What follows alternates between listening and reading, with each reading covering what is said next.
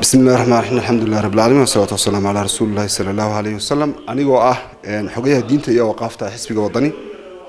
وحرب مانتا إن كهذلو لبا قضبة يريرو مهمة قضب كواد وحويان وكوحدا صوبح ذي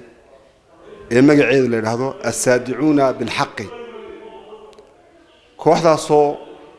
إن جيجي صوماليات oo ay Soomaaliland ku jirto sheegay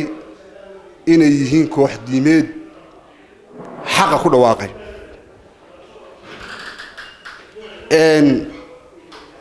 ummadan reer Soomaaliland waa ummad islaama madaxdeeda xisbiyadeeda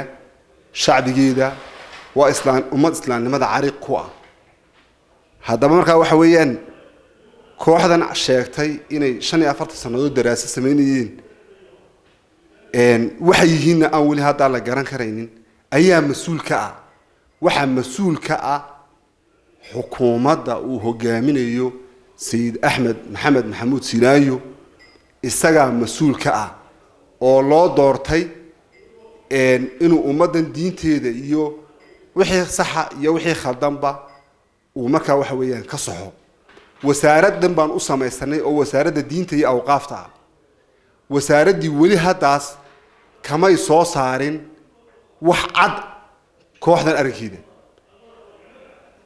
waxyaabo fara badan wasaaradda awqaafta wasiirka awqaaftu khaasatan Sheekh Khalil waxyaabo fara badan ka hadla laakiin qadiyadan wali mutaaban waxana la rabaa in qadiyada la taabto oo laga hadlo hadii uu isagu aqoon aan u lahayn waa inuu culimada muslimiinta la kaashado culimada waxaan waddanka waan la kaashado si ummadeena waxa loogu gudbinayo iyo waxa lagu faafinayo aan ogaano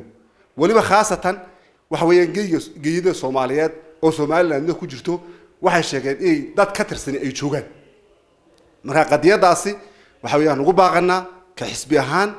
ka diin culimo ahaan in marka waxa weeyaan ay xukuumaddu mowqif sax ah ka istaagto wax kasta oo gaabis laga sameeyana dhibaatadiisa ayuu leeyahay taasi waa qodobka koowaad qodobka labaadna waxa weeyaan waxaanu ka warqabnaa waxa weeyaan sicir bararkii meesha uu marayo taas sicir bararka ka cayaana waxa weeyaan dadweynaha abaarta ku sugan ee shacbiga marka waa reer Soomaaliland ee abaartu ay dishootay dadka faqiirka dadka masaakiinta dadka danyarta waxa weeyaan dhibaato xoogan buu ku hayaa hadii afar ganacsato ama waxa weeyaan afar wadaad ama afar wasiir ay lacag fiican ay ku nool yihiin oo iyagu marka waxa weeyaan subag iyo laxoox isku cunayaan dad baan saaka soo qureecan dad baa dhibaato marka ku sugan wasiiradda maaliyadda oo hooyo ah oo ka mas'uula qadada sixir bararka waxaan leenahay ku shaqee xeerkii hooyanimada oo mar soo daymo waxa weeyaan dadka marka danyarta شعب وينها رئيس سوماليلاند من بالهيدنا شعب وينها رئيس سوماليلاند waxa weeyaan dawladda Djibouti shacbigeeda mar waxa lagu siyaadiyay 10 faran baa lagu siyaadiyay waxaan jaa lagu ibsada lagu siyaadiyay baska inta loo raaco shacbigaasi wuu ka gilgishay 30 sanadood ugu dambeeyay $100 meelkeeda u taagay laanu shacbigooda ka gilgishay waxa weeyaan reer Soomaaliland shacbiga reer Soomaaliland meel kasta uu joogaba waxaan leeyahay haddaad inuu ka gilgilin weydaan haddaad tihiin dadkii xorta ahaa